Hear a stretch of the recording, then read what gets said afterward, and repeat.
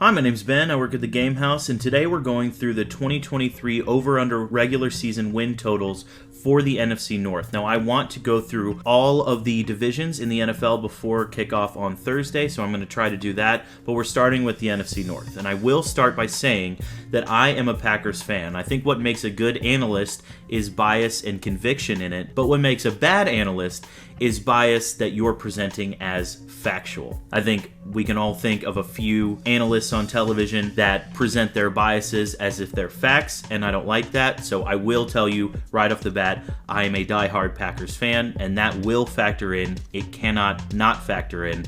I don't think that makes for very good content, and I like to have conviction in what I'm saying, and I also like to root for my team. So just at the beginning here, we're going to go through the past 5 NFC North division winners. Starting in 2018, it was the Chicago Bears with Mitch Trubisky when they went 12-4. The infamous double doink game ended their season. And then 3 years in a row was the Green Bay Packers, all with 13 wins every single year. That was Aaron Rodgers during his 2 MVP seasons. Aaron Jones was really showing out, and Matt LaFleur was breathing some life into that team. And then finally, the Minnesota Vikings in 2022 infamously won 11 of those 13 games by just 1 score. Carrying that into the playoffs, they lost to the Giants in the first round because their defense was, to put it lightly, not very good. We're going to switch over to Vegas Insider. These are the generally accepted win totals for the NFC North. You're going to find these numbers almost everywhere. So let's go through them. The Detroit Lions at 9.5 wins. I think this is too high. I think you bet the under on this because the Lions have not been good for a very long time. They were not good last year. Everyone thinks that they were good because they got hot at the end of the season and then ended the Packers' hopes at the playoffs. But if Jared Goff sees any kind of pressure, if that offensive line takes a single step back, then the Detroit Lions are not going to win too many games. Also, a lot of their wide receiver room is suspended for gambling.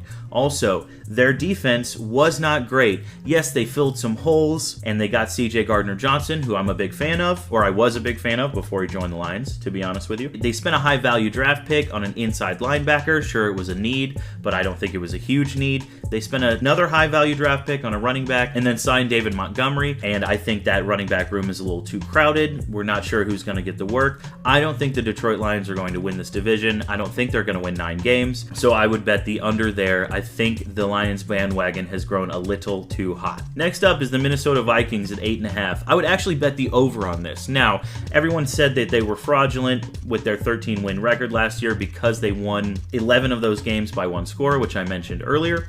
But they do have Jordan Addison now, who, if he is good, will take a lot of pressure off of Justin Jefferson. I also think Jefferson will get his yards. The defense can't be much worse, so I would assume that it would be improved. And then Kirk Cousins has to ball out for another contract. I would go over on 8.5. I think they might win the division this year. The Green Bay Packers, this is the one I was talking about. I say you go over 7.5 wins. Why? They lost Aaron Rodgers. The defensive coordinator does not know how to scheme this defense. The special teams are pretty much just as bad as ever. They cut a punter, and Mason Crosby is now out as the starting kicker. All signs point to that. Why would I have them over 7.5 wins when we don't know what Jordan Love looks like?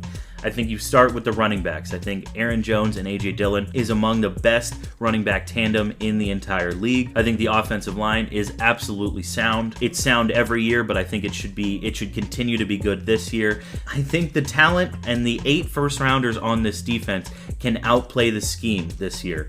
I think Joe Barry is bad at scheming this defense, but with the quickness and the intelligence of the defensive player, I think they can outperform that. And the special teams should be better. The Packers do still have Rich Bisaccia as their special teams coach. He's had a year to work with them. I think they'll be better this year. I think the defense should be okay, even though Eric Stokes is still out. Jair is still maybe the best cornerback in the league right now. And then the wide receivers are the biggest question mark. If you're going to bet the over on the Packers 7.5 wins, it's because you believe in these wide receivers. Their top 2 targets are both second-year players in Christian Watson and Romeo Doubs. Now, Romeo Doubs' college tape would show you that he is the deep ball guy. He's not a very crisp route runner. He has completely flipped that around in this preseason. He's the crisp route runner, while Christian Watson continues to show you that he might have been the reason that Trey Lance was picked so highly. I think Christian Watson is the deep ball guy, the air it out, the let's get a chunk play wide receiver, and Romeo Doubs is the safety blanket. The Packers also have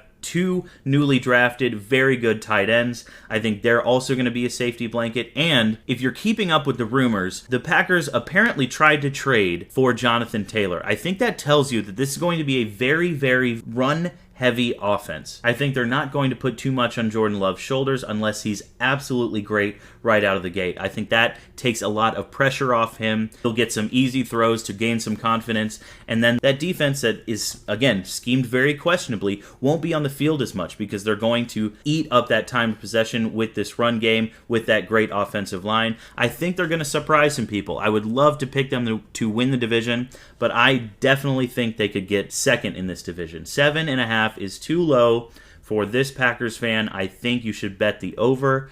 But again, that's if you believe in the wide receivers. And then finally, the Chicago Bears at 7.5. I'm going to say bet the under here, but that's not a slight on this team. I think this team is going in the right direction. I think they have a lot to be excited about. But 7 games is still a little too high for a team with this many question marks. Are they going to have Justin Fields play superhero and be the team's entire offense? Or are they going to take this newly built receiving core and have him be more of a quarterback's quarterback, if that makes sense? Defense is still questionable, in my opinion, but I think the Bears could get really close to the 7-win mark. I would still bet the under 7.5, but I think they could get really close to the 7-win mark. I think they'll be a little bit better than most people are expecting. So those are the 2023 win totals over under for the NFC North. Let me know why I'm wrong. Let me know why I'm too much of a Packers homer. I'd love to hear it down below. Thanks so much for watching. I appreciate it.